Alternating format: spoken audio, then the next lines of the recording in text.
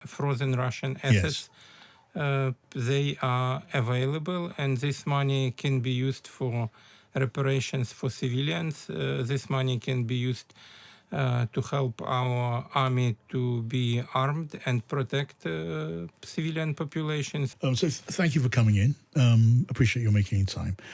Can I ask you, first of all, you have been watching, recording crimes from the war in Ukraine committed by Russia.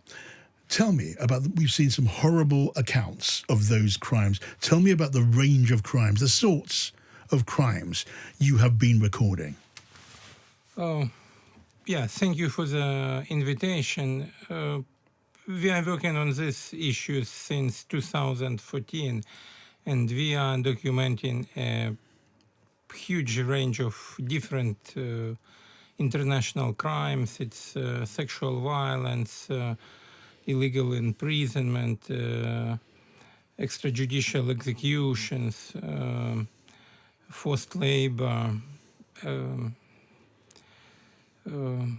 forced eviction, shellings, a whole range of crimes. And the list is long. Yes. And the crimes are horrible. And we have seen pictures, we've heard accounts. It's an enormous task to take on the job of trying to document what has been done, the crimes against your people. Tell me, what does your work involve? Have you been conducting interviews? Have you been taking photographs? And will this be admissible eventually in some form of court case? Yes. As I said, we are doing this from 2014. The main way we collect this information is by doing interviews with survivors of crimes, with witnesses.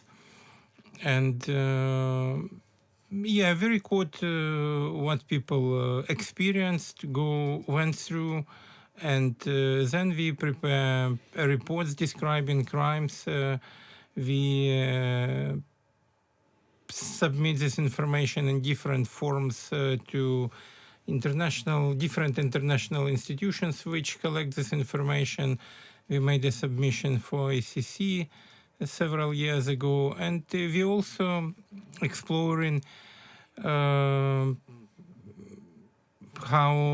those people, their situations right now, what kind of difficulties they experience, and what kind of help available for them. And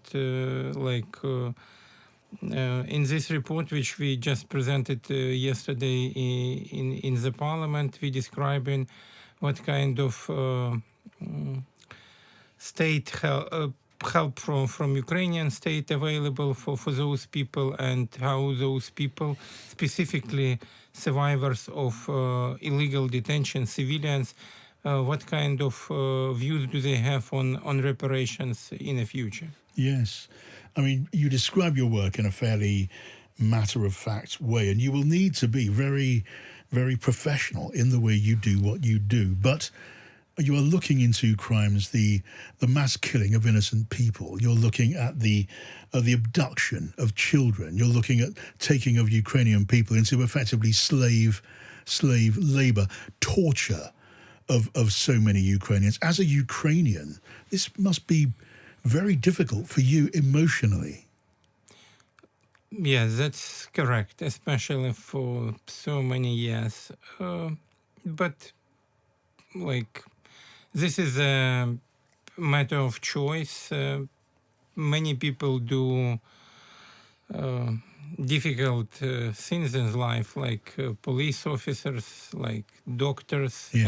And so human rights activists also sometimes have to deal with difficult stuff. But that's what we need to do in order these crimes not to be repeated, and those who committed those crimes, they have to be brought to justice. Yes, well, the only way to do this, I suppose, is to be professional and to keep your eye on the goal, which in the end is justice. I mean, so many victims here will carry the marks and the scars of what has happened and is still happening in Ukraine. Children, for example, who are born of rape. The rape of Ukrainian women by Russian soldiers is a well-known phenomenon, encouraged to rape women, sometimes encouraged by people back at home in Russia, in their own families, to rape women, and children are born of these rapes. And the care of those children, that is a particular challenge. Yes, the sexual crimes is a huge problem. It's committed not only against women but against men as well. Yes. Places of captivity is the place where this crime mainly committed. We do not document a lot of cases of children born after this type of crime, so I cannot tell a lot about this. I know a few such cases, or cases when this type of crime committed against children. But maybe the issue will be revealed later when more information will be available. But those people who went through this type of crime, survivors, they do need help, and they're in a pretty difficult conditions. And unfortunately, for many years, this type of crime was not kind of officially recognized by my own state. Like officials talked about this, that this is horrible crime, but it was not a special provision in our legislation, and we are just, the government start to deal with this now. I will ask you in a moment about justice for crimes, but when it comes to compensation, reparations, are you hopeful of getting reparations? Russia will not admit to the crimes that we're describing, and a large part of Ukraine is still in Russian hands, and every chance it will stay in Russian hands in the event of a ceasefire. How does one get compensation and reparations? Yeah, like fascist Germany at certain time ago, they also didn't recognize the crimes, but the country and people, they paid at certain point of time. So I do believe in justice. I do believe that it should be done for victims. And like we discussed yesterday, it's a huge amount of money, frozen Russian assets. They are available, and this money can be used for reparations for civilians. This money can be used to help our army to be armed and protect civilian population. So it just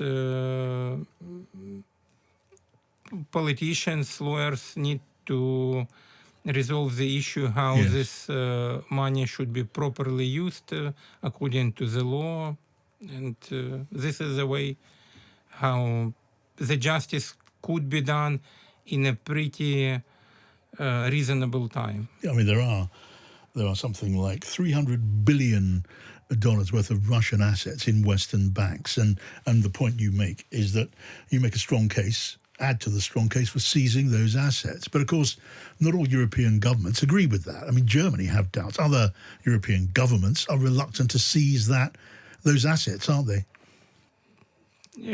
Like my sphere of expertise is more on crimes, and there are specific organizations who are working on issues how this should be done. But according to our colleagues who are working on this issue, there are some ways how it could be done according to the law, and